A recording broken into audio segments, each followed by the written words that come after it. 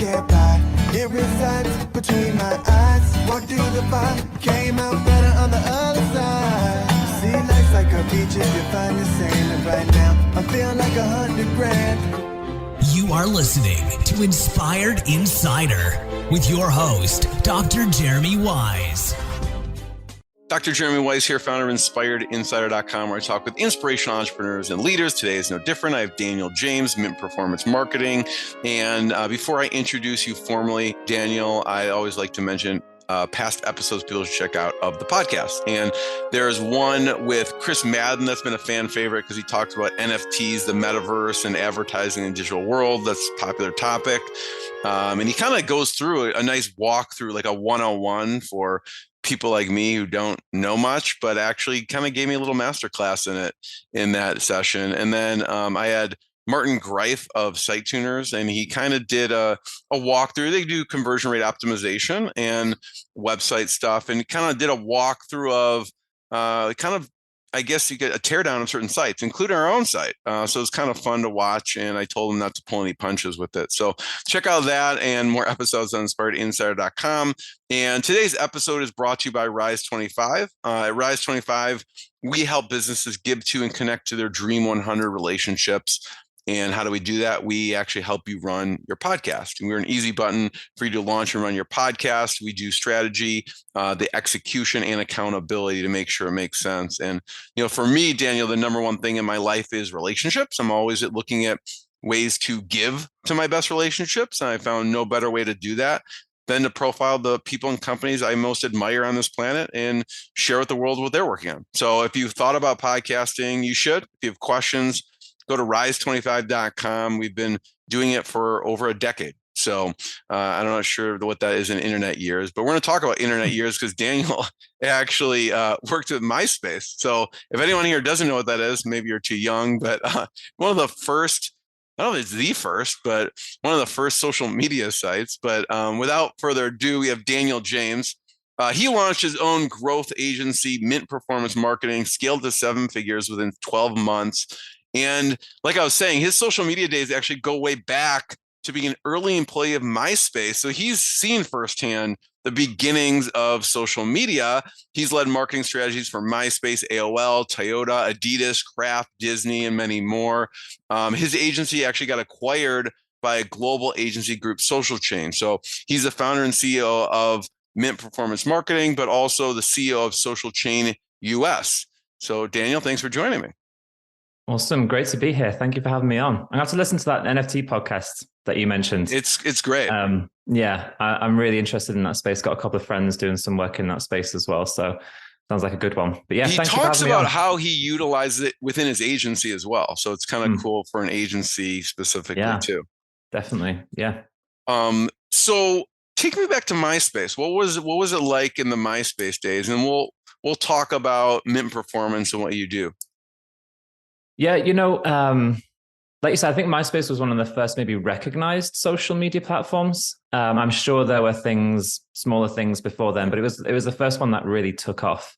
Working there was a ton of fun. That's what I mainly remember. I'm sure we worked as well at some parts of the day. But it was a ton of fun. I think it felt, you could sense the excitement of it, of what was being built. We were always doing really cool things, innovative things. It was very creative. I'd just started my own MySpace page for my band when I got the job. What was the band?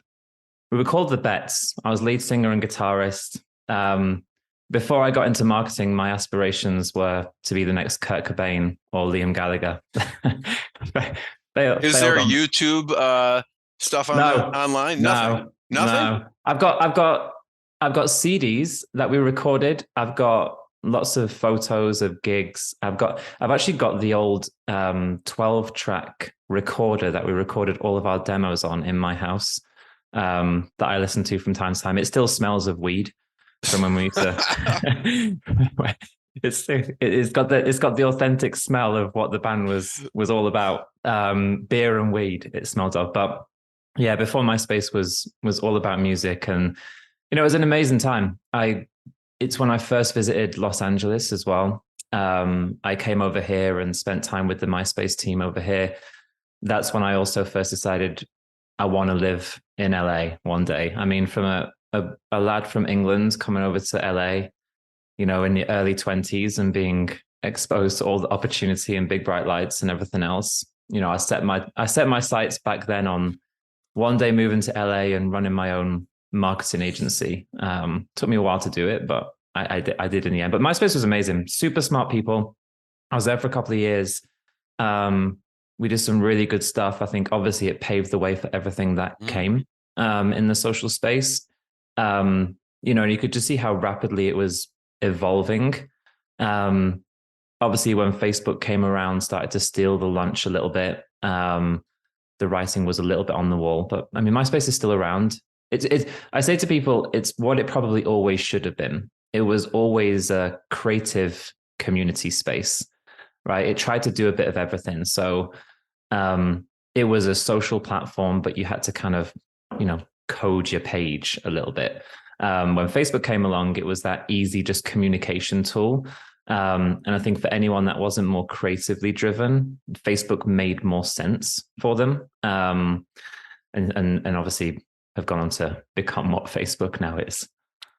We're going to have to put, Daniel, find that, get the digital version of that CD and put it on YouTube or something. So, we should. I want to hear what you learned from, what you took from your experiences in MySpace and brought it into Mint Performance. But, you know, some of the best marketers I know and business people I know started off in music because you really have to do everything. When you have a band, you have to get people there. How do you get people? They had to learn in the trenches. And, you know, I had Greg Roulette on the podcast and he wouldn't rap at the end of the episode, but I did pull a clip of him at the end of that episode at one of his performances. I think he opened for Bone Thugs and Harmony at one point. Okay. So he, you know, was legit rapper, but amazing business person. Also Kid Russell, shout out to him. His intro music and outro music it's his intro and outro music. And he's also works in the agency world as well. So I love it. So we're going to have to get it, put it on YouTube for sure. But what you bring? Yeah, go ahead. Maybe agencies are the second choice for failed musicians.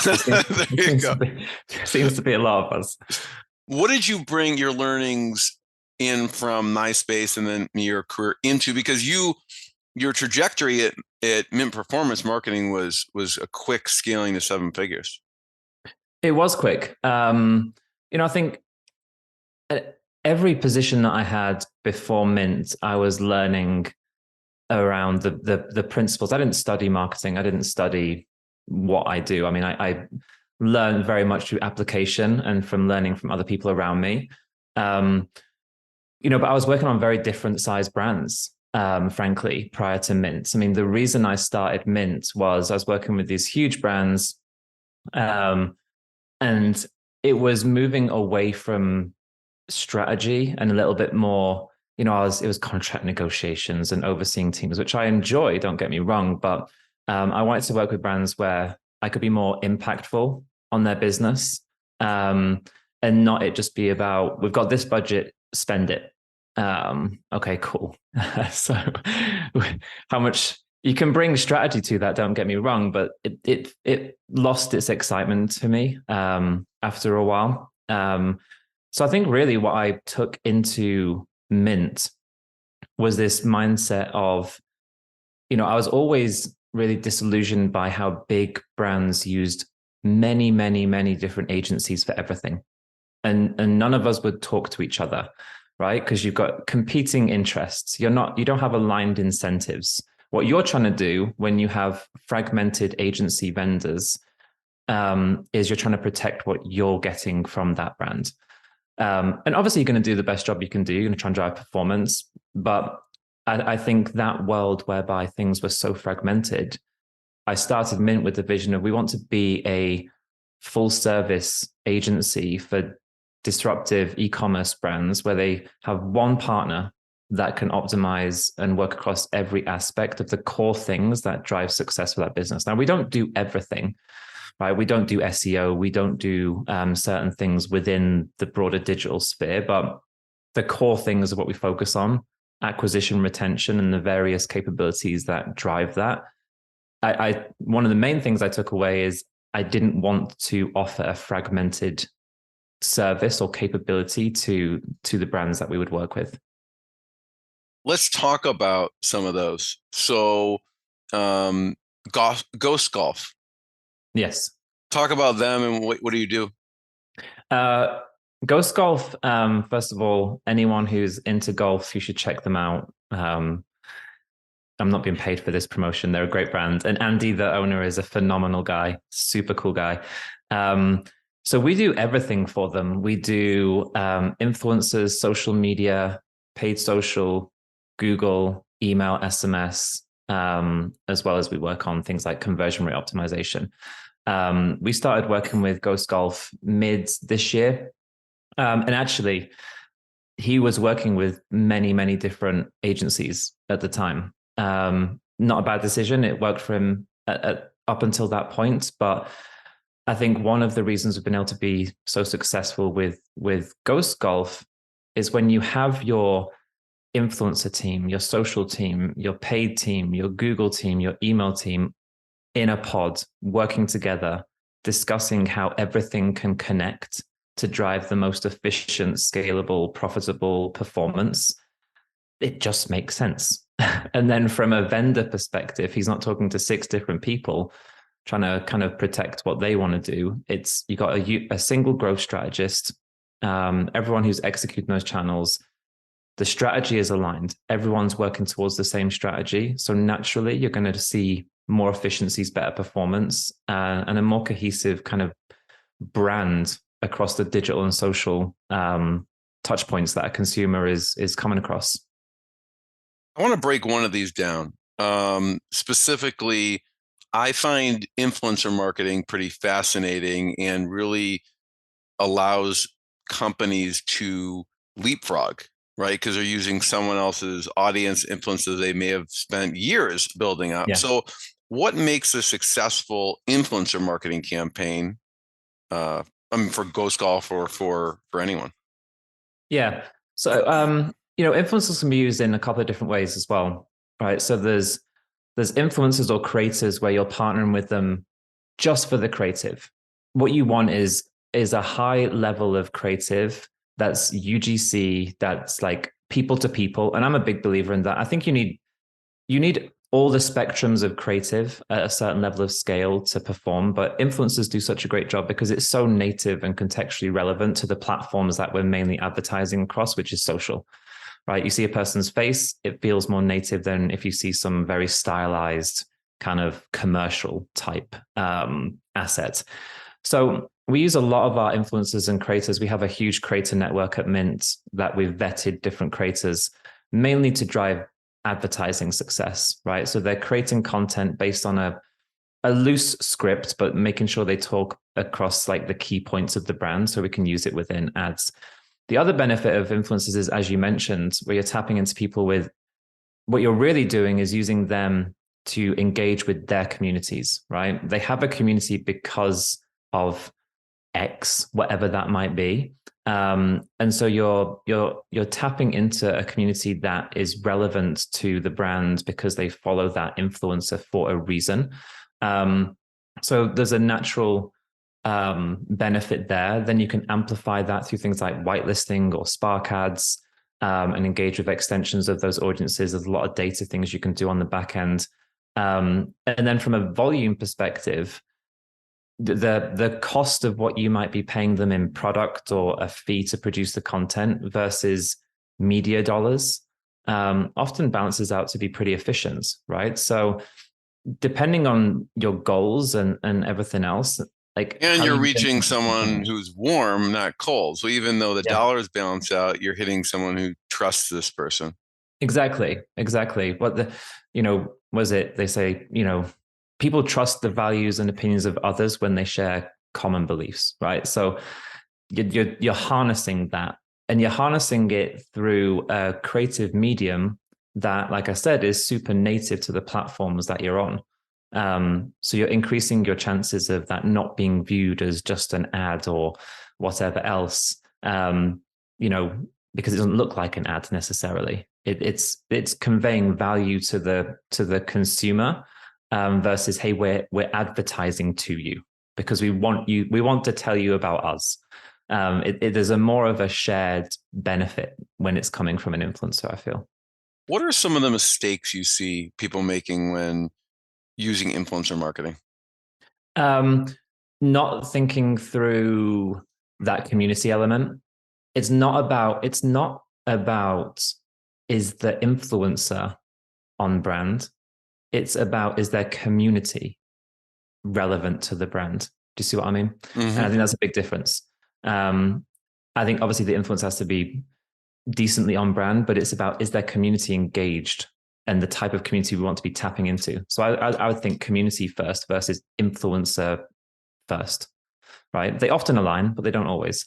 I would say, and we take the approach, and I know other people do it differently. We take the approach of providing creative scripts. I think you don't want to restrict the influencer creator. They're an influencer and a creator for a reason. They've figured out a way to create content that's unique to them, that engages with people.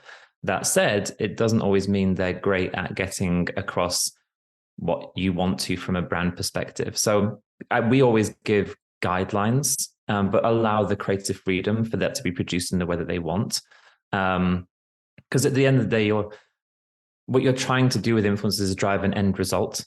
And I think this in our experiences had a higher chance of success of us getting a result than just, here you go, do what you want. So I think those two things are pretty key. Yeah. I think right now in this moment in time, and we've seen a huge rise in TikTok, right, as a media channel. So whenever you're listening to this, I'm not sure where it's going to be at in the realm of the social media, but you mentioned on brand. So what have you seen working? And even watching Dancing with the Stars with my family, like one of them is kind of emerged as a TikTok influencer and is now kind of mainstream media star as well. Yeah. What have you seen works or doesn't on TikTok? It's actually interesting about that. TikTok is producing like bigger personalities, and they're transcending TikTok into things like TV a lot more than I think Instagram influencers are. Maybe they did in the early days. I think a lot of the same things we were saying, like why is TikTok blowing up so much? One of the main reasons is it still has organic reach. So you can actually establish yourself on TikTok, whereas organic reach on Instagram is so challenging. If you haven't already built an audience, I think it's really difficult to do that these days on Instagram. So TikTok, the barrier to entry for creative is lower because it is all just UGC, content. It's all video, right? And it's got even less of a production level required than Instagram to be successful. So I think when you combine that with the fact that organic reach is so high, like it's very attractive to creators and you can establish an audience pretty quickly. I've heard varying opinions, Daniel. I want to hear your take on it, on video where it's, let's take a spectrum of overly, like really produced versus not at all. Where do you fall, or where are your thoughts on that spectrum of what people should be creating for their brands? It depends as with anything, how often do marketers say it depends? I think it's really true. I think it depends on what you're trying to achieve. I think ultimately you're gonna want both. I would say what drives quicker performance for a brand is you probably don't need to spend a ton of money on overly produced, stylized video content, especially not on TikTok, right? Doesn't mean you should be investing money into content production. But I would say, for brands looking to tap into TikTok and video, it really is, I think, that UGC content versus overly stylized, produced video content. That has its place. Don't get me wrong. It has a huge place in a brand, but I'd say by nature, that type of content is maybe more brand awareness, which like I think you need at a certain stage of a brand. Now, you look at other platforms like YouTube, I'd say YouTube requires, other than YouTube Shorts, I'd say YouTube requires more of that produced video, that story arc that works really well on YouTube. I think people on YouTube, performance on YouTube and the type of assets that work are that slightly more produced. And I go back to the same point, Jeremy, is like, what's your goal? And also what's native to the platform that doesn't feel out of place, right? Because if it feels out of place, it might catch your attention and therefore do really well, but it might just feel super irrelevant to the platform, and therefore you're going to just mosey on by without paying attention. You mentioned, thanks for that. You mentioned loyalty, right? When talking about influencers, and before we hit record, we were talking about this, and you mentioned the exact topic, which is the importance of building loyalty and why now more than ever it's maybe super important. Yeah. Brands are, there's a couple of factors, acquisition costs are getting more expensive. As we know, it's the natural increase in costs when platforms become more mature. So you never want to be acquiring a customer twice, right? Once you've acquired a customer and you've paid for that person to become a customer of your brand, you should be like, a huge focus should be on how do we keep them within our ecosystem? How do we get them to come back? So I think there's, and rightly so, a much larger emphasis on retention than maybe there was when during the Facebook heydays, where it's like, acquisition is so cheap, we can just keep acquiring. There's no shortage of customers we can acquire and it's cheap, so we're good forever. I think we take the approach as well of it's got to be scalable and sustainable, right? And as you get to certain levels of scale, from an acquisition perspective, it becomes even more expensive. So your retention efforts are hugely important in the sustainability and that whole CAC to LTV ratio. I think why is it even more important now? If you look at the macroeconomic climate, inflation rising, are we in a recession now? Probably. Are we going to be in one in a couple of months? Depends on how you classify it. Consumers are going to be even more picky about where they put their money, right? They're going to demand more from brands. They're going to be more cost conscious. So I think brands have to pay real attention to, really going above and beyond when you acquire a customer to keep them engaged. One thing you mentioned about the loyalty too is just making sure you provide a really great experience for the customer. And so I'd love to hear a couple examples that you've seen personally. So, maybe it's brands you work with, or maybe just ones you've experienced because you purchased. What will be some examples of a good customer experience that you've had, or that you've strategized with your clients? Yeah, I think there's a couple of elements to that, right? When you think of experience, there's the experience of your communication as a brand upon purchase. There's the experience of how fast is my shipping. I think these days people expect fast shipping. I think that's one of the biggest things that possibly puts people off being a repeat customer. If your product takes a long time to arrive, which is where the whole supply chain and everything comes into place. Like that's a really big challenge for brands, right? Because I think actually the biggest impact on a consumer's experience with a brand is the shipping element, right? Like if you get your product the next day or within 5 days or whatever it might be, you're like, oh wow, that came really quickly. Like, that's amazing. Thank you so much. I'm very happy to have got my products. If it takes longer than that, you're like, where the fuck is my thing? Like, what is going on? So I think that's one of the biggest things. Then when I think about it more from a, I guess, slightly more marketing angle, it's, it's how am I then following up with that consumer in terms of, is there a VIP program? Am I getting loyalty points? Am I being offered subscription? Are they paying attention to what I've purchased and therefore what I might be interested in?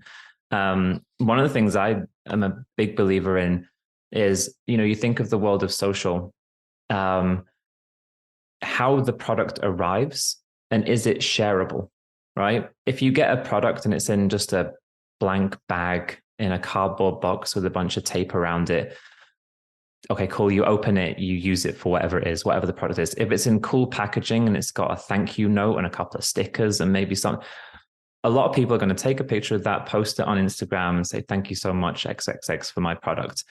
That's word of mouth. That's digital, social word of mouth advertising that you're getting for free based on paying a bit more attention to how a product arrives in your consumer's hands. So I think those are a couple of things to really be paying attention to when it comes to like that overall experience. I love that. Yeah, as you say that, it's funny. It's stuff that is you don't even, or at least for me, it's not like it's just this glaring thing that's happening. It's almost like this subtle thing. We ordered slime. If you have young kids and our kids are into slime, stuff. But it came with like a couple cool little stickers, and I'm like, Yeah. and I just thought, that's kind of cool, and it was part of the customer experience. That wasn't just over the top, but it was definitely it added to that experience. Yeah, exactly. Yeah, I think it makes a huge difference. It makes it feel special, versus just getting the product, like I said, in a bag or a cardboard box. Talk about another company that you worked with is New Republic. Yes. And what were some of the things that you worked on with them? So New Republic is a mainly a footwear brand based in LA, run by really good friends of mine, Dee Murthy and Josh Kaplan. And New Republic has a lot of SKUs, right? So I think this is the other thing that we talk a lot to brands about, where they're a multi-SKU brand, is you can advertise everything, or you can double down on what the hero product is, right? The gateway drug, for lack of a better word. So a lot of our work with New Republic really was around, well, what's the hero product? What's the flagship one or two products? And it's seasonal because it's footwear. So in the summer, it's a sneaker. In the winter, it's boots. But really making that the hero and optimizing that journey as much as possible. So going from prior to when we took over, every shoe was being advertised, right? Everything. And so performance was, oh, you might have a good day on this shoe. Oh, but then it trails off. And then this shoe might trail up. So it was it wasn't very consistent. And I think that's what I see a lot from brands where they haven't identified or launched their brand in a way that there's a flagship and then the supportive supplemental products that you upsell through email, SMS, or whatever else. So we're able to double down, and the brand kind of knew what their hero products were. They just didn't have the advice from their previous marketing team that we should really focus our advertising efforts on it. So it wasn't that the brand didn't necessarily know, because they know footwear and seasonality better than anyone that I know. But what we were able to do is really focus on creative testing around those hero products, an optimized landing page experience, and then really use email and SMS as a way of cross-selling other products to people that were brought in through the two core hero products that were identified. That is such an unlock to kind of like that incubator stage of a brand where you're selling, but to unlock that real growth potential. I think that's one of the main ways I've seen us be able to do that is, okay, cool, you've got 12 products, but which is the one?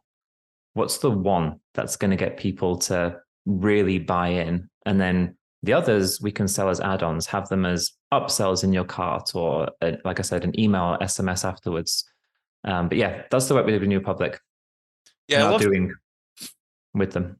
I love thinking about like 80-20, right? There's always the 20% of the products that are resulting in 80% of the revenue. So focusing in on those. You mentioned SMS, Daniel, and this kind of goes into kind of, you didn't say this, but kind of like your steps for providing a great customer experience. One of those was communication. Under that is SMS, and you mentioned that part for New Republic. What are some mistakes you see people make with SMS marketing? The mistakes that are made with SMS and email, if I'm honest, any of those kind of direct communication channels is lack of personalization, like on any level. So lack of personalization based on not segmenting your users based on their previous and current touch points or experiences with the brand. I actually had this with the brand. I think it was SMS. Or was it? I can't remember exactly. It was an ads actually and an SMS.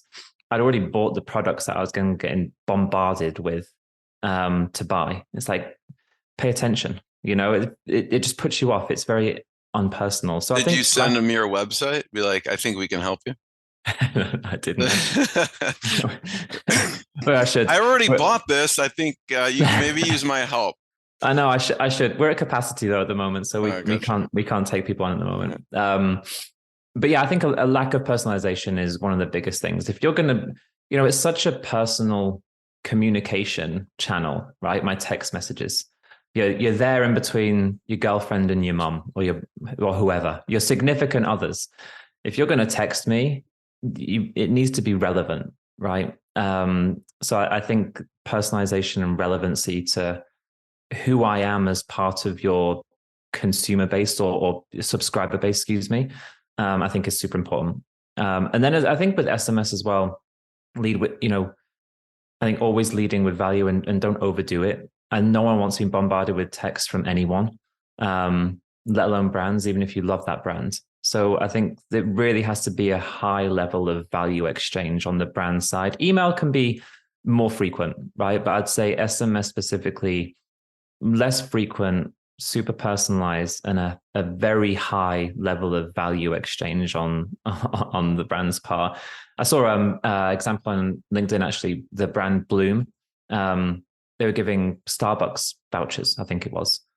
Nothing to do with the brand. It was probably connected somehow, but I like that. As a consumer, I'm gonna that puts that brand up in my estimations if they're gonna do that for me. It's probably like buy something and get a Starbucks gift voucher, right? I'm sure they're not just giving away free. I can't remember exactly, but that's an extra value. That's building loyalty. That's a great experience. That's using SMS in a really cool way. It doesn't feel like you're just attacking me in my inbox or my SMS inbox.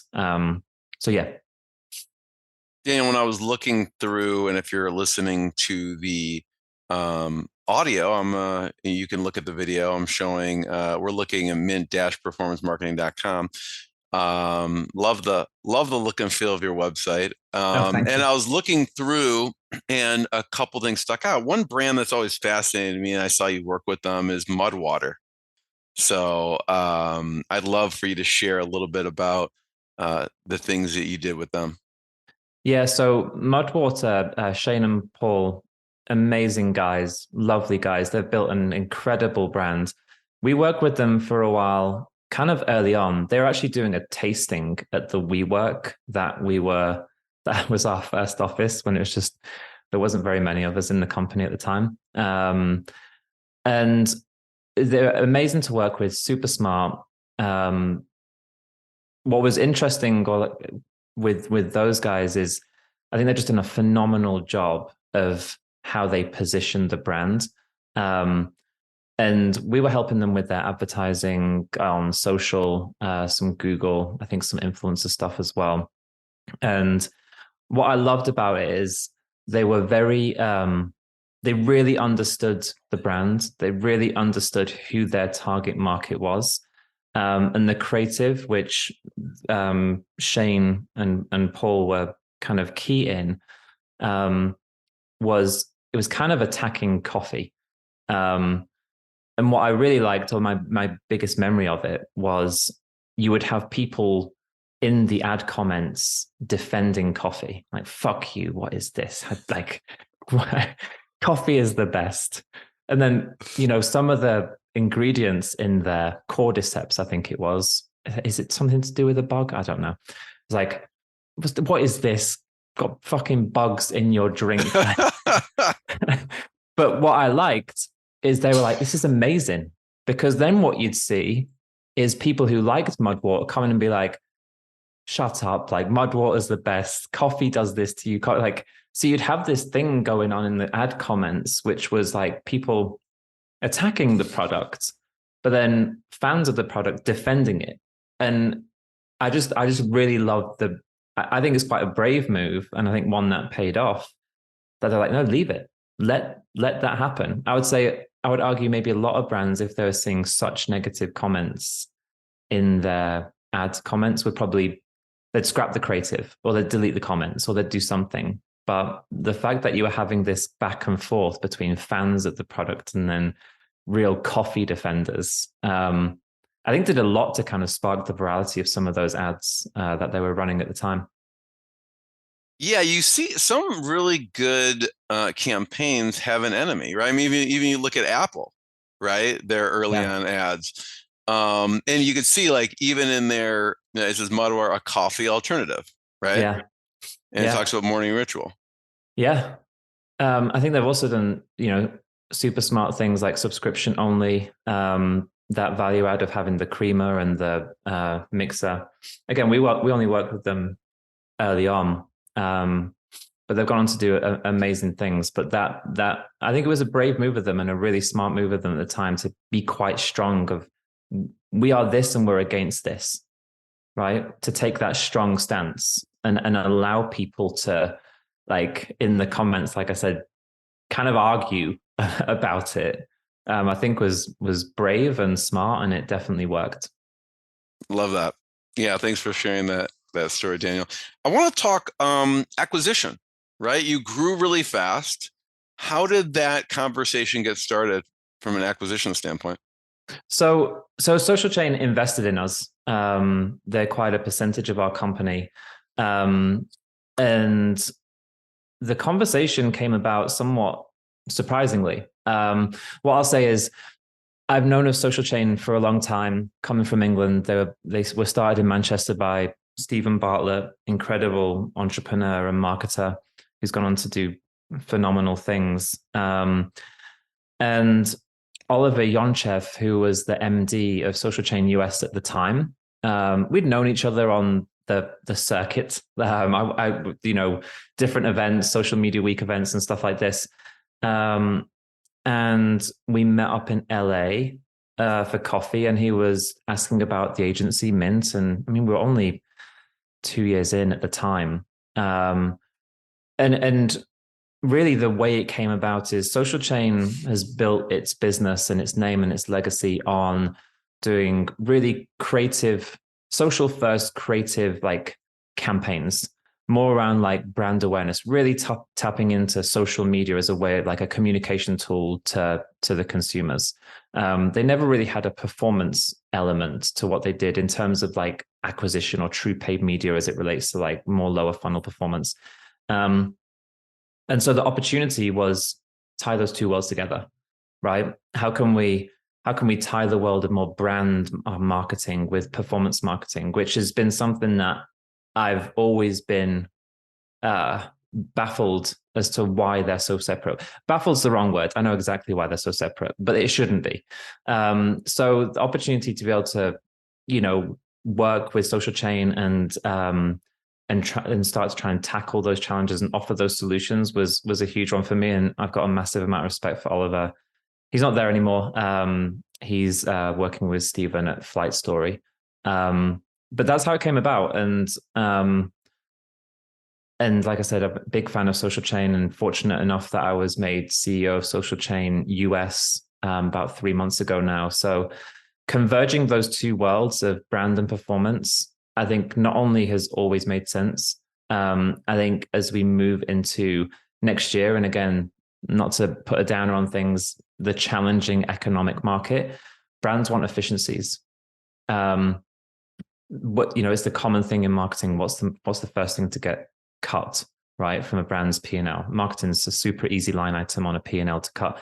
It's so short-term thinking, because you won't see an immediate decline in revenue, but you'll see it in 3, 6, 12 months time, right? That's kind of how it works. So I think being able to tie brand and performance together and have that cohesiveness across the entire consumer journey is something that makes sense from a consumer perspective, makes sense from a performance perspective, and will make more sense for brands in terms of efficiencies, both from their marketing dollars, but also their vendor relationships as well.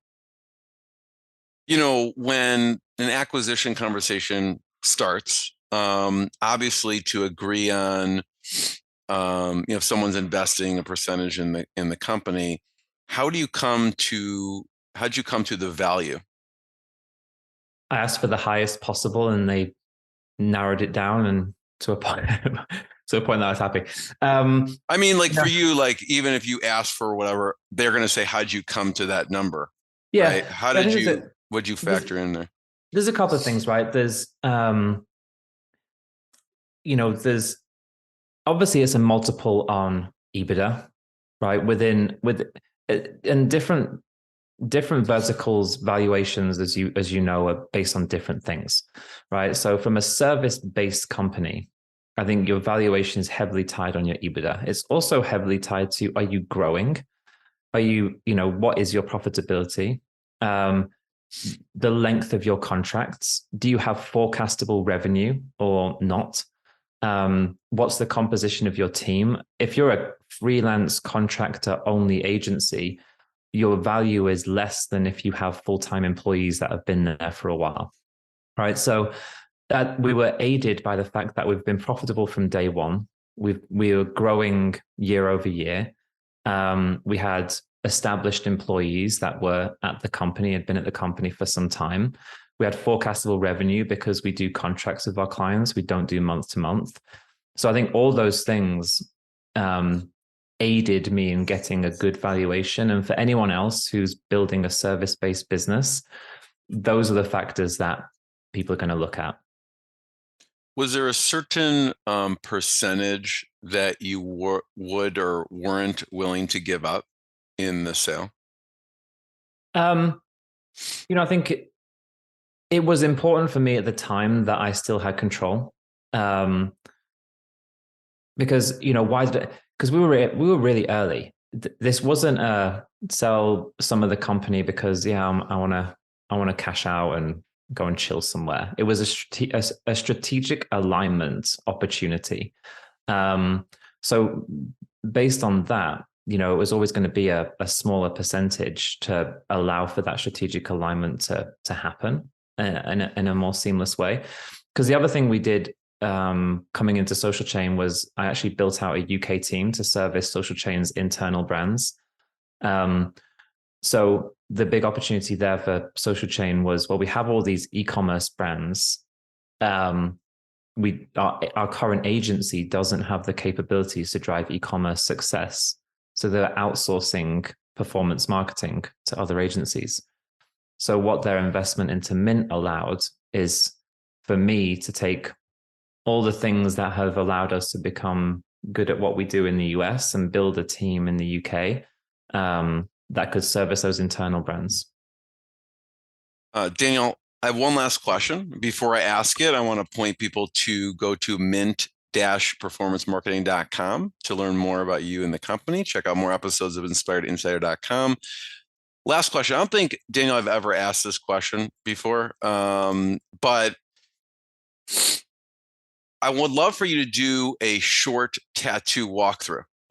Because I thought there's always an interesting story of why people have a tattoo. And and I noticed like when you were using your hands, there's a couple tattoos. So I'd love for you to do a brief tattoo walkthrough. Am I one of the only CEOs of a media agency, marketing agency that has face tattoos? I don't know. I'm covered in them. So this one actually is one of my favorites. It's the Japanese lettering for the word Kaizen, which means continuous improvement, which is just like such a theme for me and how I live my life in business. And, I'm big into my fitness, and I think every day I'm trying to improve. I would say I don't have a ton of tattoos that have much meaning. Other than this one, that's my granddad on my hand. An old school picture. I've got my daughter's name tattooed on my wrist. Everything else is more just because I feel like it looks cool. I do have lots of portraits. I've got Kurt Cobain, Travis Barker, my granddad, Liam Gallagher. And actually, on Twitter, my handle is foodog85. 85 being the year I was born, and because I've got 2 Japanese food dogs tattooed on my chest. I'm tempted, but I won't make you take your shirt off. Probably best. I've got a bit of holiday weight going on right now, so maybe in the summer. That's a deal.